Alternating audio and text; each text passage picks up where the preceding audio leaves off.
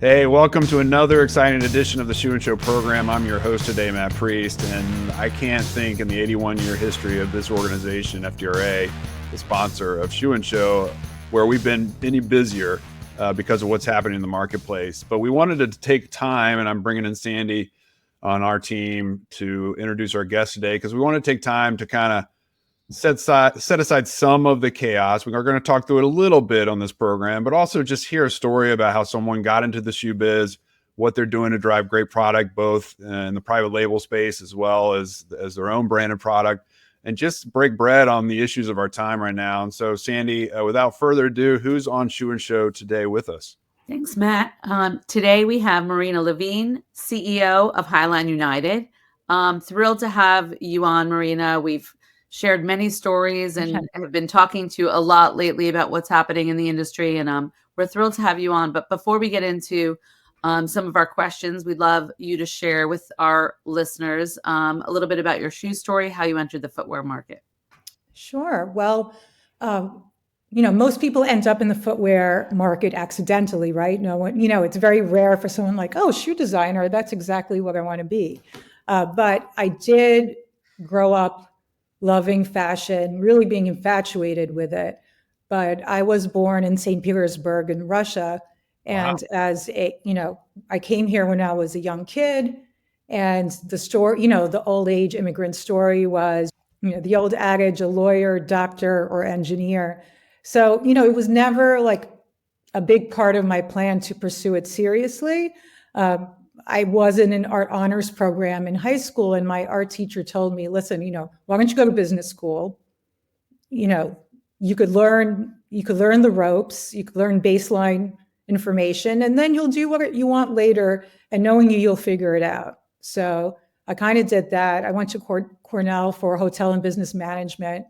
My first job out of college was at a hotel, a boutique hotel, which is the Royalton, still around, and it's an Ian Schrager property where there was a big fashion scene there. And I was working the front desk, met a few people, and that's kind of how I got my first job in fashion. Right away, I think I got too excited. I had a friend who was from Italy, and we decided, hey, I've worked 5 days in fashion. I could start a shoe brand. So we kind of did. She's from Italy. Her family had access to factories, albeit handbag factory. So of course it made sense for us to go into footwear. Of course. So, I was working front desk. That was my morning job. My night job was to sneak into her Parsons shoe design classes. So that's what I did at night. And then later in the night, we would actually make the shoes by hand. Wow. Yeah. In my apartment in the East Village, had a crooked floor. All the tools would roll down. And later in the night, much like any cool kid in the 90s, we would go clubbing and wear the stuff that we couldn't walk in, much less dance in. So an editor saw the shoes I was wearing. It was strappy stuff up to the knees. She featured them. And that's when, it wasn't all about paid advertising. People were just interested in amazing content. So we were featured in the magazine. And at that point, we just started, we went to the Small Business Association of New York City. That's an important thing. Mm-hmm. And they pair you with a mentor in the field of interest. So we found an old shoe dog, Harry Dannenberg, and he started to coach us. He directed us to a group of factories out of Italy into Brazil. We put together our first collection and received placement in anthropology in Nordstrom. We did that for a few years. We were in the same showroom at the time as like Rebecca Minkoff and Loeffler Randall. And then, was it Loeffler Randall? No, they were next door to us at shoe shows. And then 2008 hit, and we all know how that worked out. Yep. And at that point, I started working for Highline United, which is where I am now, but I was not there for many years. I went off again on my own after a few years there, started a private label business that still exists today in partnership with Highline, where we produce footwear for probably the hottest brands out there right now. That's unbelievable. I don't think I've ever had a shoe story on Shoe and Show that started in Russia and ended up in Village and on a crooked floor, and then landed with 2 non-consecutive terms serving at Highline United. So, Yes. Marina, let me ask you this. Um, where's your place in the market today? Like, if I was to pull up a one page or a one sheet on Highline, what would be kind of the top kind of key points of what makes you guys so competitive in this space? Well, Ash is a great brand that was there when I was working at Highline as a designer, the first go around. And, that brand was super hot and cool when I was there around 2010, 12, 13. And the brand was a European made brand. It was made in Italy, I believe some of it was made in France also. And eventually, because they got so hot with their wedge sneaker at that time, that eventually moved to Asia production. So we're factory owned. So that gives us like a really awesome competitive edge in terms of, having a lot of flexibility.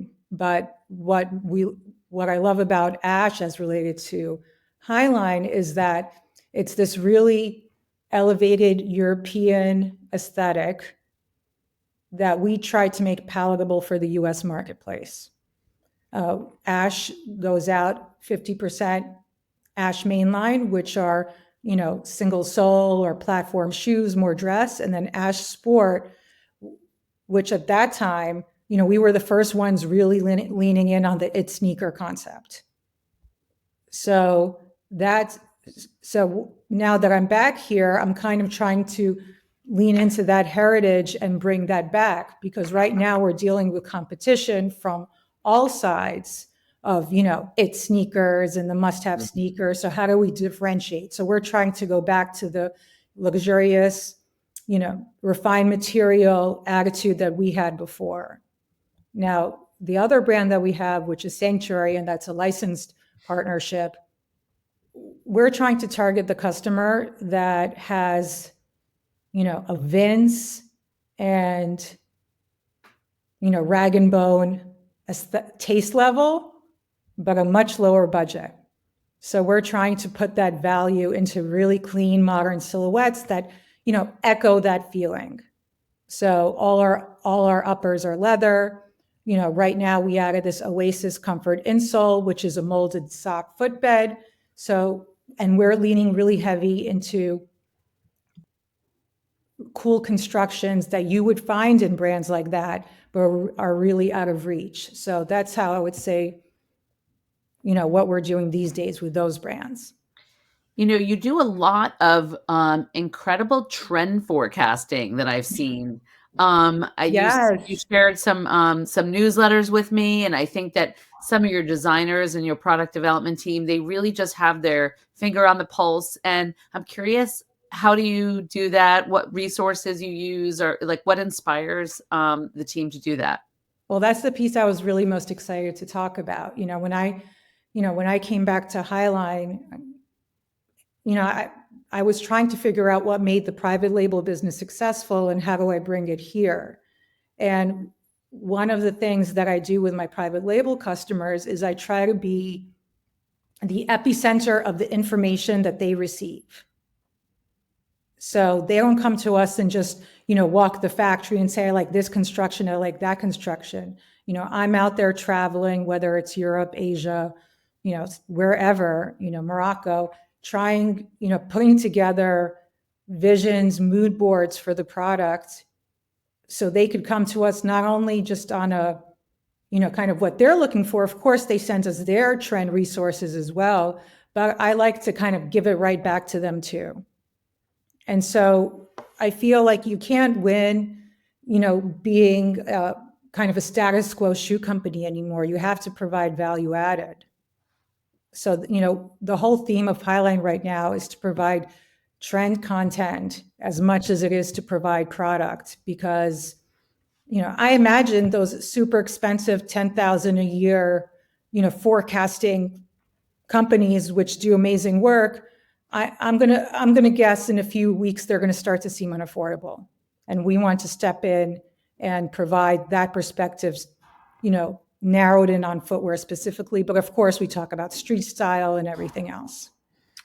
Well, you kind of reference like the current environment's impact on costing and affordability. So let's just go there, right? Okay. We've been having these conversations. You've been actively involved and engaged with our as a member of FDRA. You're providing some great comments and questions in our member calls particularly over the last few that we've had. So I want to thank you publicly for that. Sure. But put us in your mind space right now. I'm getting bombarded, and that's not hyperbole, by texts and calls and emails constantly about the concern in the marketplace. So let's just tap into how you're feeling about it. You've obviously been through a lot over your career. Mhm. Everyone has highs and lows, but what I'm taking away, Marina, is that you're super entrepreneurial, you're scrappy in all the positive ways. Talk to me about how you're approaching this moment, and maybe there's some words of wisdom for our viewers and listeners that they can take away and be encouraged by what you're doing. So walk us through that. Well, to me, this is basically a mirror of, a mirror potentially worse. I don't want to say that right now, of the other experiences I've been through, in this industry. Obviously I went through the economic crash of 2008. We went through COVID together, but there was always an arc during those moments. And for someone who's entrepreneurial and went from producing one shoe in the East Village to having to deliver to Nordstrom, every day was like that.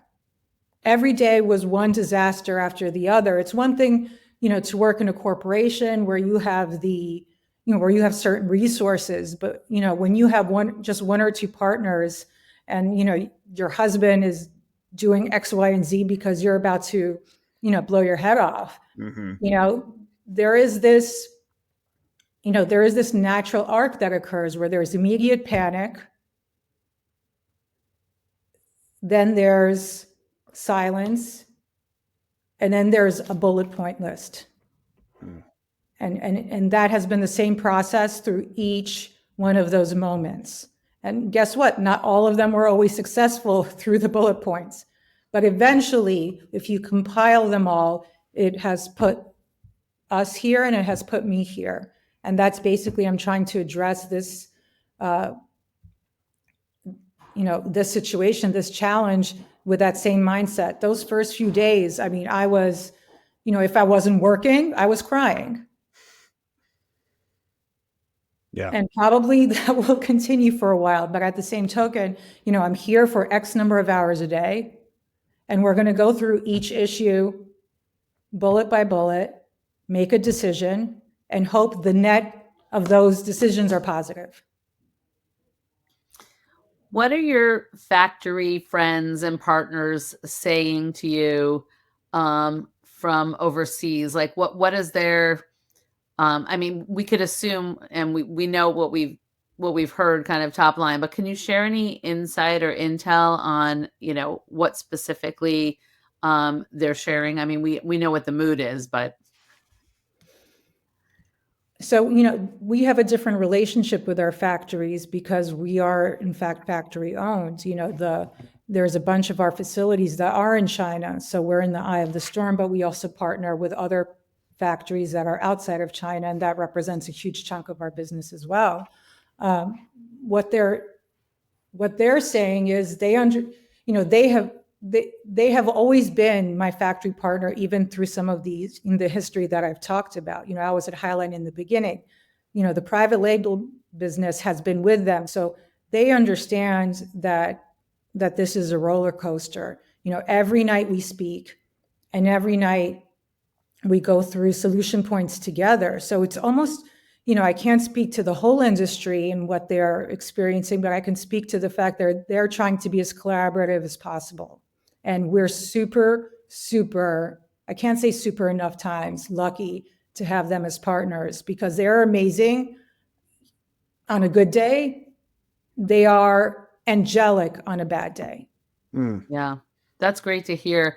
That is what we need right now is partners to kind of step up to the table and figure out solutions and look for hopeful, creative ways that we're going to kind of get through this. There's no other way. And I think that some people are really just so negative and down in the dumps about this, understandably so, that like they're having a hard time coming to the table with any idea, Yes. any ways to collaborate and think about things. So we're grateful for your support at FDRA, and I'm thrilled that you guys are members. I think that you're very active in sharing your voice and your story, both with us and other partners, but also outwards to legislators and things. Yeah. So share a little bit about that and what that means to you and why you're doing all of that. So before I joined Highline, where I was doing, the very easy work of private label for a limited scope of big players, right? I was I was always very politically active. I was always interested. My son is interested in that. There was always a side of me that felt that if you're going to make a change, you got to be the one that raises your hands. No one's going to do it for you. So I was on the RTM, which is it's similar to the House of Representatives for my for my city, which is Greenwich, Connecticut. I mean, I grew up in New York, lived in New York most of my life, but moved there when I had kids and felt that if I was ever to need a job, Greenwich has a few shoe companies out there. A few, just a couple. Just a few. So meanwhile, I've never worked there, but that's beside the point. So I joined after Trump was elected the first time, I joined our local House of Representatives and started to become active there. And I learned a lot. And I resigned just before starting Highline because it was like, it would be too much of a burden. And I had I had a very big shift in opinion after I joined our House of Representatives, which, by the way, is the second largest governing body compared to the actual House of Representatives for the country. I know we're a little, Greenwich is a little superfluous. I mean, we could say that. So, I was very aggressive, very active as an activist. But what I learned when I joined an actual political body is that everything happens in the middle. That is so true. Yeah. And then, we waste so much time on the extremes of thought or in extremes of ideas, but in reality, it all shakes out in the middle. Yeah. So that's basically same thing, my approach at work, in work as well. Yeah, I think that's the right approach. And as an organization, we get accused of a lot of different things, particularly as being as vocal and out front as we are right now. But one thing we are very proud of is that we're apolitical in that sense, that we respect all viewpoints, and we're going to respect people as they come into the organization and engage. We're going to respect policymakers as we engage, even if we disagree with them. But we are super partisan when it comes to tariffs, trade, and we will be the tip of the spear as we've become known as during this crisis when it comes to the threats that are being placed on American business like yourself. And so your active engagement is awesome, and I want to thank you for it. And kind of, I want to thank you. I mean, your guys are awesome. Like, obviously, I knew very little about the organization before I joined Highline because my work before was very siloed. So I didn't need to deal with Fanny or shoe shows or anything. I mean, I participated in them in the past, but it's been a real pleasure getting to know you. And I think I didn't even answer your question. Why am I so active? But for that reason, I understand, receiving information when I was in the government from constituents, that's basically what we led with, or what I led with. I wanted to reflect the people I represented. And, I feel you're doing the same thing, and you need the support of your constituents who are these shoe companies, meaning us. And we need to share, the struggle we're experiencing right now. And I need people to understand that. Yeah, you nailed it. That's how we view it. We view it, some of us worked on Capitol Hill, and, Sandy worked at a major publication. Yeah. And so you have a constituency, right? You're serving the broader good of an industry. And so we have a mandate. The mandate's given to us by our members and by our board of directors. And we want to execute well against that mandate. And I think we're doing the best we can, let me ask you this, where a year from now, let's say we're having this conversation Okay. and I don't know what's going to happen, but are there silver linings that you think all this is going to strengthen you in some way, or is it all downside risk that is just not even worthy of considering a silver lining? I want to play like devil's advocate to my own internal frustration with this, Yeah. and just maybe there's something on the back end of this that I'm not thinking about that will be a positive outcome in spite of the destruction and the chaos. Well, there's always a silver lining to everything. I mean, that's how you have to operate through your bullet points, right? Like you have to go, like, if we do this, then this is going to be the positive outcome. But I think what we're looking at as a company is, from a product point of view, is to cut anything that doesn't make us say wow right away. That's a narrow conversation strictly as related to product. What I'm hoping